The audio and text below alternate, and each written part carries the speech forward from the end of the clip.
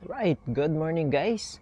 So andito tayo sa CWC, Camarines Sur Water Sports Complex. So nandyan yung Mini 4 Pro natin.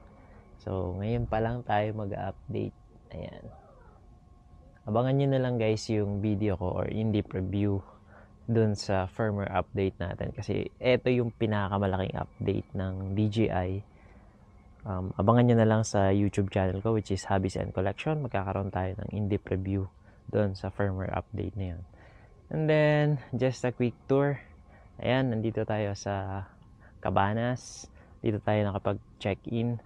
And then, here, sa kabila is the wooden type na cabana.